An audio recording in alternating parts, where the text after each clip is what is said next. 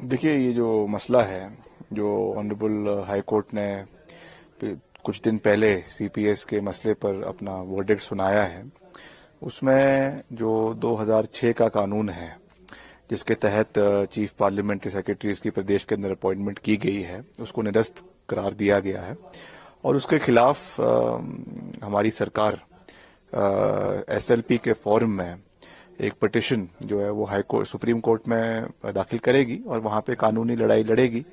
और कानूनी लड़ाई लड़ना सबका अधिकार है और हम वहां पे डिसाइड करेंगे, सुप्रीम कोर्ट डिसाइड करेगी कि क्या इसमें सही है, क्या गलत है। जहां पे 1971 के जो कानून है, जिसका 3D का जिक्र किया गया है, जिसमें इनको प्रोटेक्शन दी गई थी फॉर डिस्क्वालिफिकेशन, तो उसको भी निरस्त किया गया है। उसके खिलाफ भी जो है सरकार एसएलपी के फॉर्म में जाएगी।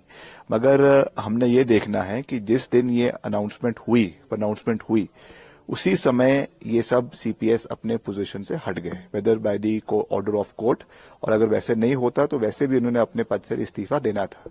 तो हमें कॉन्स्टिट्यूशनल एक्सपर्ट से और जो लीगल ओपिनियन है उससे ये देखना है कि ये प्रोस्पेक्टिवली लगता है या रेट्रोस्पेक्टिवली लगता है, क्योंकि जब ये इलीगल घोषित किया गया उसके बाद एक मिनट भी वो अपनी कुर्सी पर बरकरार नहीं रहे। वो तो उसके पहले की बात है, तब तक तो वो कानून लागू था।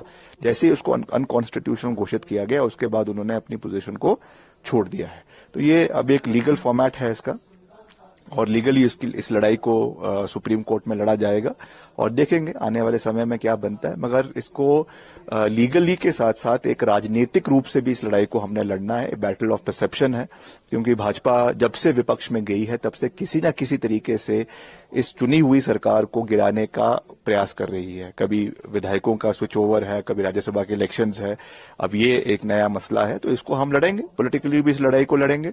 और वर्स्ट कम्स टू वर्स्ट, अगर ऐसा होता है कि उपचुनाव होते हैं तो उसमें भी हम लोगों के बीच में जाएंगे और बात करेंगे और निश्चित तौर से कांग्रेस पार्टी वापस बहुमत में आएगी।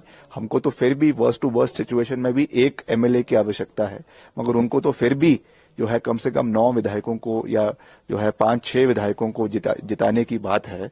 तो ये बैटल ऑफ परसेप्शन है और इस लड़ाई को पॉलिटिकली भी पूरी मजबूती से लड़ा जाएगा और लीगली भी पूरी मजबूती से लड़ा जाएगा। कोर्ट कचहरी में भी लड़ा जाएगा और जनता की कचहरी में भी लड़ा जाएगा। और हमें पूरा विश्वास है कि देवी देवताओं का आशीर्वाद हमारे साथ है, प्रदेश की जनता का आशीर्वाद हमारे साथ है और हम इस लड़ाई को पूरी मजबूती से जीतेंगे।